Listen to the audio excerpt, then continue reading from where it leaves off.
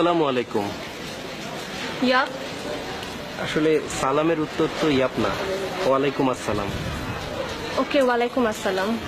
জি, আসলে আমি আপনার জন্য একটি বই এনেছিলাম, ইসলামের নারী অধিকার ও সংগ্রাম। বইটি অনেক ভালো, আপনি পড়ে দেখতে পারেন। ওকে, ইসলামের বই। আচ্ছা, তো দাম? আসলে আপনি চাইলে এটাকে গিফট হিসেবে নিতে পারেন, আর যদি আপনি ওভাবে নিতে না চান। কাইন্ডলি প্রাইসটা বলেন, এটা প্রাইসটা কত? 50 টাকা। ওকে, ঠিক আছে। আসসালামু আলাইকুম। সুপথে চালাও, মাফ করে দাও আল্লাহ, ও গো আল্লাহ,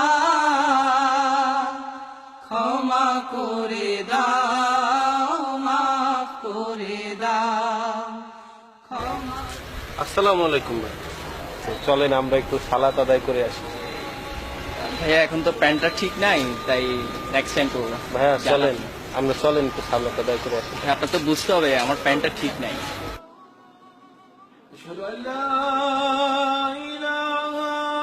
কত সুন্দর আজানের ধ্বনি শোনা যাচ্ছে। ভাইয়া চলে।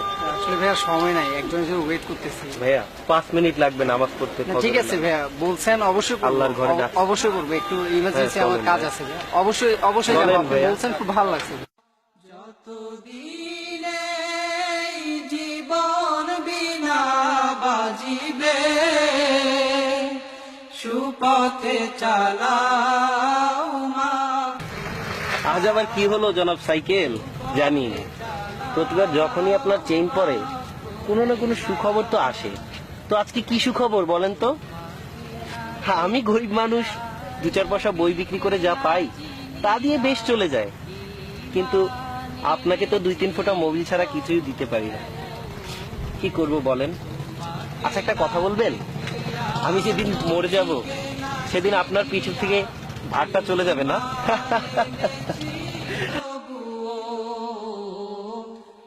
এই উসিলায় রহম দয়া বিলা, ক্ষমা করে দাও, মাফ করে দাও, ক্ষমা করে দাও, মাফ করে দাও আল্লাহ। সুপথে চালাও, মাফ করে দাও আল্লাহ, ও গো আল্লাহ, ক্ষমা করে দাও, মাফ করে। কালকে তো বলেছিলেন আপনার প্যান্টে সমস্যা।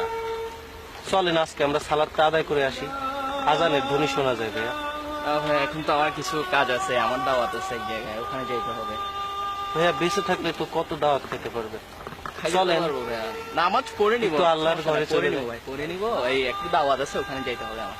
কালকে থেকে ইনশাল্লাহ পড়বো আমি, ঠিক আছে? বুঝেছেন ভাই? মাইন্ড করছেন ভাই? না ভাই। আসসালামু আলাইকুম। أشهد أن محمدا رسول الله.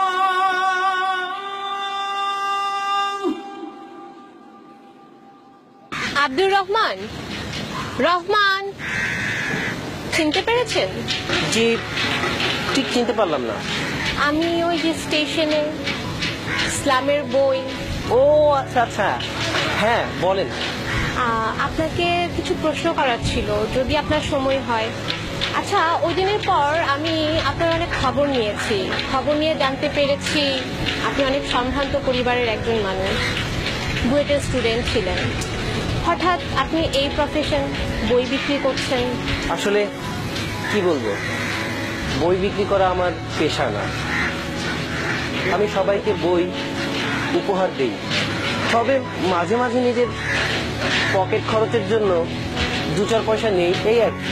সবাইকে নামাজের জন্য দাওয়াত দেই। আর সম্ভ্রান্ত পরিবারের ছেলে বলছেন,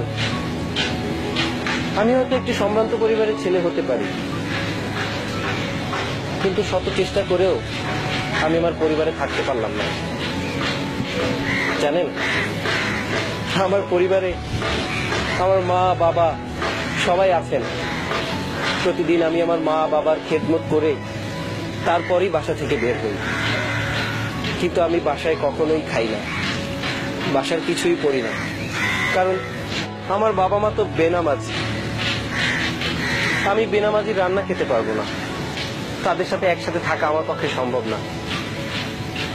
তাই তাই থাকছি না তাদের সাথে, আর ইসলামের পথে নিজেকে বিলিয়ে দিচ্ছি, সবাইকে নামাজের জন্য দাওয়াত দিচ্ছি। এই তো চলে যাচ্ছে, বেশ ভালোই চলে যাচ্ছে। আচ্ছা আসি। আসসালামু আলাইকুম রহমতুল্লাহ।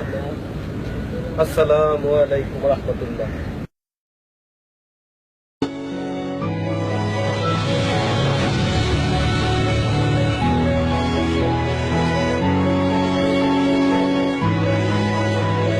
ভাই আমার অনেক বড় ভুল হয়ে গেছে ভাই, মাফ করে দিবেন ভাই।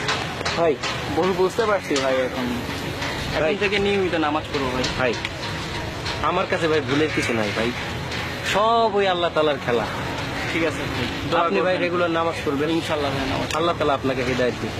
ভাই দেখেন, আজকে নামাজ পড়ার জন্য ওদের সবাইকে নিয়ে আসলাম, যেরকম আমাকে উপদেশ দিচ্ছেন সেরকম ওদেরকে উপদেশ প্রায় মান্য করেছে ভাই ভাই খুবই খুশি ভাই, আল্লাহর উপদেশ মানতে হবে। আল্লাহর উপদেশ মানতে আমার হবে। জীবন আজকে সার্থক যে আমি আপনার মতো একজন মানুষকে ভালো করতে পারছি। আপনারা সবাই নামাজ পড়বেন তো আজকে থেকে? ওয়াদা করেন, ওয়াদা করেছেন তো?